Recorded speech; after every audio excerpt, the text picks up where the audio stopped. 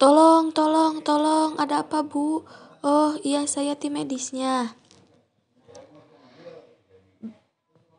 Baik, sebelum melakukan tindakan inisial assessment, kita amankan dulu pasien. Setelah itu, kita lakukan 3A, yaitu aman diri, yaitu amankan diri kita menggunakan APD. Lalu, amankan lingkungan pasien, suruh orang mundur agar tidak mengelilingi pasien. Lalu kita mengamankan pasien, jangan menambah cedera pada pasien. Selanjutnya, kita akan melakukan tindakan APU. Yang pertama, alert. Ibu, ibu, ibu. Jika tidak ada juga respon, tepuk pasien. Ibu, ibu, ibu, ibu. Jika tidak ada juga, kita bisa mencubit atau memberi rangsangan nyeri pada pasien. Jika tidak ada juga jawaban, maka kita cek nadi karotisnya. Baik, nadi karotis pasien lemah. Kak, tolong telepon ambulan ya.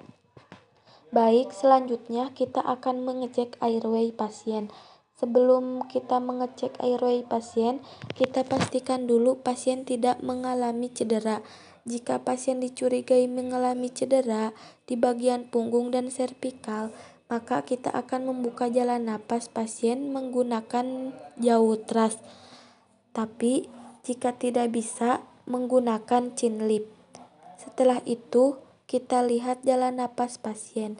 Seperti gumpalan darah atau sisa makanan bisa kita bersihkan dahulu. Jika tidak ada, maka kita lanjut dengan breathing atau check, look, listen, and feel. Kita dengarkan suara napas pasien, lalu kita rasakan hembusan napas pasien di pipi kita, lalu kita lihat pergerakan dada pasien. Setelah itu kita bisa membuka baju pasien sedikit, lalu kita lihat, kita inspeksi dada pasien apakah mengalami luka, lalu kita lihat apakah dada pasien simetris atau tidak. Selanjutnya kita auskultasi dada pasien.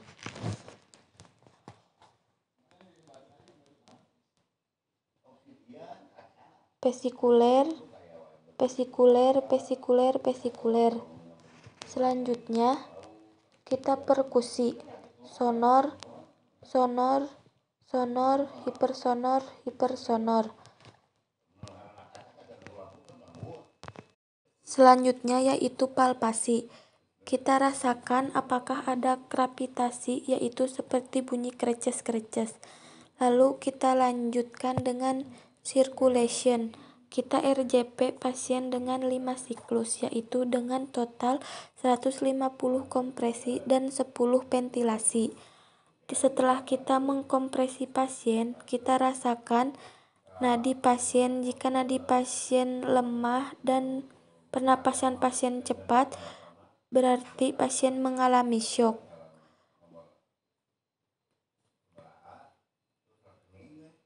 Selanjutnya, disability. Untuk disability,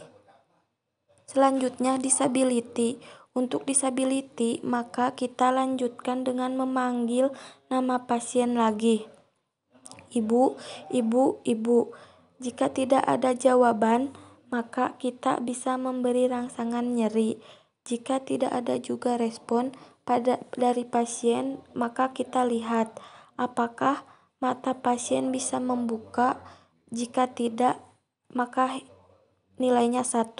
Apakah verbal bisa berbicara? Jika tidak, nilainya 1. Jika motorik pasien tidak bergerak, maka nilainya 1.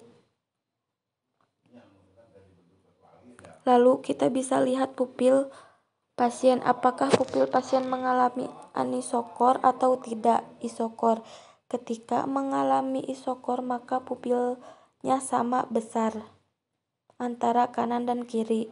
Ketika anisokor, pupilnya membesar sebelah. Lalu kita lanjutkan L-posture, maka kita buka baju pasien semuanya, pastikan agar pasien diselimuti. Selimut pasien agar tidak terjadi hipotermi. Setelah menselimuti pasien, maka kita mengecek badan pasien semuanya, apakah pasien mengalami luka, terbuka atau trauma pada badan pasien. Jika pasien mengalami luka terbuka, maka kita atasi pendarahannya terlebih dahulu. Maka kita perban atau balut luka pasien untuk menghentikan pendarahannya. Setelah kita menghentikan pendarahan pasien, kita tunggu ambulan datang. Kak, ayo itu ambulannya sudah datang. Baik, saya akan melakukan tindakan secondary survey. Melanjutkan tindakan yang awal yaitu primary survey.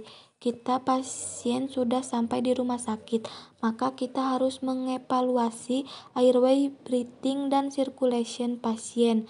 Lalu kita evaluasi TTP pasien.